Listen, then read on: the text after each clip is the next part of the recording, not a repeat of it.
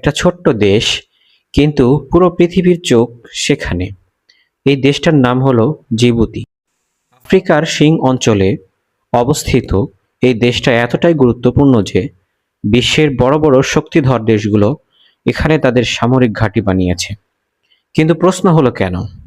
কারণ জিবুতির পাশে আছে বিশ্বের অন্যতম ব্যস্ত সমুদ্রপথ। প্রতিদিন হাজার হাজার জাহাজ এই পথ দিয়ে পণ্য নিয়ে চলাচল করে। এই পথ নিয়ন্ত্রণ মানে পুরো বিশ্ব বাণিজ্যের উপর প্রভাব। আর শুধু কৌশলগত দিকেই নয়, প্রাকৃতিকেও জিবুতি একবারে আলাদা। এখানে আছে লেক এসাল, পৃথিবীর অন্যতম লবণাক্ত হ্রদ, যেখানে পানি এতটাই নোনতা যে মানুষ সহজেই ভেসে থাকতে পারে। আর আছে লেক অ্যাব, যেখানে মাটির ভেতর থেকে বের হয়ে এসেছে অদ্ভুত চিমনির মতো পাথরের গঠন, যা দেখতে একেবারে ভিন্ন গ্রহের মতো লাগে। তাহলে ভাবো, একদিকে মরুভূমি, অন্যদিকে আগ্নেয়গিরি চিহ্ন, আর মাঝখানে এমন একটি দেশ যার জন্য বিশ্ব রাজনীতি পর্যন্ত ঘুরে দাঁড়ায়।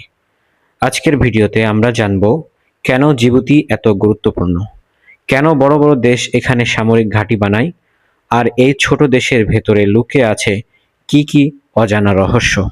ভিডিওটি শেষ পর্যন্ত দেখো, কারণ শেষের তথ্যটা তোমাকে সত্যি অবাক করে দেবে। জিবুতির বর্তমান প্রেসিডেন্ট ইসমাইল ওমর গুল্লা। তার জীবন ও রাজনৈতিক ইতিহাস সংক্ষেপে আমি তোমাদেরকে এখন বলবো। জন্ম 1947 সালে জিবুতি শহর সিটি। তিনি জিবুতির দ্বিতীয় প্রেসিডেন্ট। 1999 সাল থেকে এখন পর্যন্ত ক্ষমতায় আছেন।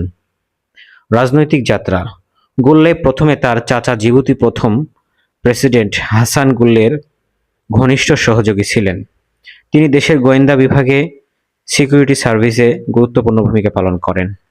পরে শাসক দল পিপুল র্যালি ফর প্রোগ্রেস (আরপিপি) এর নেতৃত্বে আসেন। 1999 সালে নির্বাচনের মাধ্যমে প্রেসিডেন্ট হন। এরপর একাধিকবার নির্বাচন জিতে ক্ষমতায় থাকেন। তার শাসনামলে সংবিধান পরিবর্তন করে প্রেসিডেন্টের মেয়াদ সীমা বাড়ানো হয়।